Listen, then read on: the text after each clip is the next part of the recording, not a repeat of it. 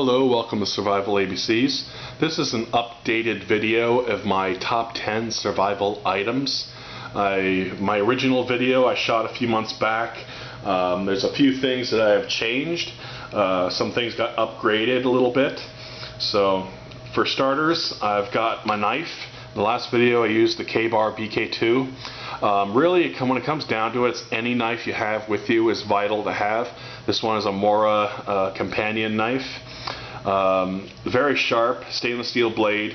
I've had no complaints with this blade so far in the time that I've had it, so it's very useful to me. Any cutting tool I would definitely recommend as being your #1 survival item. Some other items that I have here is before. Got the ferro rod striking piece. This one is in particular is reasonably new. The striking piece obviously is not the intended one for this one, but I have a whole lot of these striking pieces everywhere. But definitely vital to have one of these around. Collecting dry tinder, there's a long list of dry tinder you can use out there.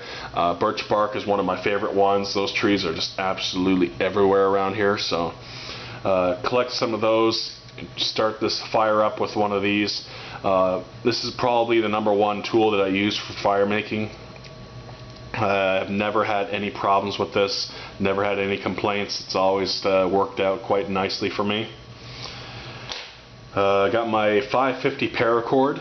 This one in particular is about 25-ish feet long. This one I've cut down a little bit and wrapped it up separately from the rest because I use this one for my tarp shelters.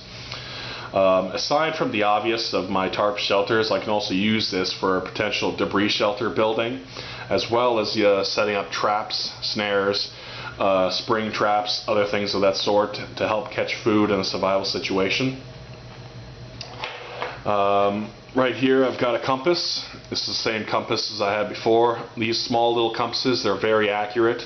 I've never had any complaints with this particular one. This one is from Brunton or Brunton. I'm not sure the exact pronunciation, I'm sorry. But I got this for about $6.99 at Bass Pro, and I've been very happy with this. I have a couple of these. I usually keep these clipped on the outside of my backpack. There's been many times, especially going in new areas that I've never been to before, I've always have this on the outside of my backpack for a quick glance. If it's my bug out bag, I'll have one clipped on the outside of the backpack and a more better one by comparison in the backpack. So I always like to take a quick glance at the compass before I wander into any wilderness area, just so I get an idea of which way to head when I have to get out in a pinch. So these are very nice. I really like them, and I have no complaints on them. This was not featured in the last video. This used to be a Bear Grylls survival kit. It was like a beginner's kit of sorts. I really don't remember what was in it, all the items, but this is now actually my first aid kit. I've got a lot of first aid related items in here: band-aids, gauze, alcohol swabs, the works, and a few little stuff like Tylenol extra strengths in there. I also got a couple other small little things in there, personal items. What I really like about this and why I kept this pouch is specifically because of this. This is the Bear Grylls rescue signaling. There's a lot of hand signals here of what they mean and what to use when the planes are going overhead. I also got signaling, pause for a minute, repeat the signals, ground to air, distress symbols, so on and so forth. It's very vital information to get rescued. I really like this, so definitely good to have. Excuse me. I've got my survival scarf here. This is the proper name is a shamag or shamag. There's always been a lot of arguments going left, right, and center about the proper pronunciation, but I always call it the survival scarf. It's 100% cotton. Aside from the obvious of keeping yourself warm, I can wrap this around my neck, wrap it around my face for the warmth. But if you take your knife, you just scrape it side to side. You don't want to cut into it unless you really need to. But if you scrape it, you can collect the small cotton fibers and help get your fire going. Of course, you might have to work at it a little while to get enough tinder there to get your fire going, but if you really need to, you can actually snip off some of these little fibers here and help use that for fire making purposes. You can also use this to help with the filtering process when collecting water. It's also really nice to have. I got a lot of these, a couple of these. I got a white one I have in my winter camping backpack. I've got a couple more here and there. I got one in my car. I keep it all times there. Really nice to have. In the last video I had a folding saw which unfortunately broke, and I replaced it with my axe. This is my axe here. I can't remember the name of it off the top of my head, but I will put the name in the description. The only real modification I ever really made to this was just the tape and a little bit of paracord on the end. This was going to be a loop at one point, but the reason why I added this is because a lot of people that I know who I go camping with has this exact same axe, so I just wanted something to mark out which one was mine and which one wasn't. There's a little hole drilled through there. I also got the grip tape on here as well. Definitely good to have. I wear wool gloves and excuse me. I wear wool gloves. I tend to slip a lot, so the grip tape really helps. It's really nice to have. This next item, some people I know of actually count this as being one item, which is the cleaning canteen and cup setup. I count these as two items. First off, this is the 1 liter of water in here.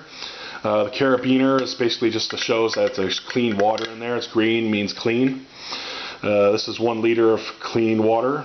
As you can see, it's obviously burnt up a little bit. I've stuck this in the fire a few times to boil water, and that's the great thing I like about these bottles, is that you take the cap off, you put this right into the fire, and you boil water fast and easy, just like that. You can also do the same thing with the pot here as well. You can also cook food in this, soups or and some boiled meat and whatnot. This cup is the bigger extended version of the normal ones most people have seen. It's roughly about, I think about 1/2 or 3/4 of an inch taller. It's not much, but it definitely holds a little bit more into it. This definitely needs to be cleaned a little bit, but this is the GSI Outdoors mug, stainless steel. Also, right here, this camouflage nice thing to have right here is my poncho tarp. The old poncho tarp featured in the last video. I've actually had, it was black, it was big, bulky, heavy duty. It was really, really heavy by comparison. I was looking for something of a sort of a lighter and easier to carry around, something a little more smaller too. And I found that at a military surplus store. It was incredibly lightweight. It's so easy to pack down. It's very, very small to pack up. It's only packs up to just a little bigger than this. So I've added a few grommets to it myself. I'm not sure how good you can see it, but you see the gold on here. I've added that myself. These black ones are the original existing ones. I've added those just for the sake of my shelter purposes. There's grommets in all 4 corners and through the middle as well, but I added a few extra ones just because I can do some extra tarp shelter configurations. So this one here in particular, I've got 2 of this tarp now, and I'm looking for a 3rd one soon too, because I got the other one is in my emergency bug out bag. This one here I carry in my regular hiking and camping backpack, and I'm looking for a 3rd one to keep in the car at all times. So these are my top 10 survival items. This is the updated video. There's obviously a few things that are different from the last one, and I definitely have tested all of these out myself. I've used these all on a regular basis, and you know, that's the other thing. You should really get to know your equipment. You know, you may have all the top-notch gear, but you know, if you don't know how to use it, then you know, what's the point of having it? So like I said, I've tested all these things. I love all these items. I know exactly what to do with them for any sort of particular emergencies that I might have to come across. So yeah, this is an updated video. This is Survival ABCs, top 10 survival items. See you around till next time.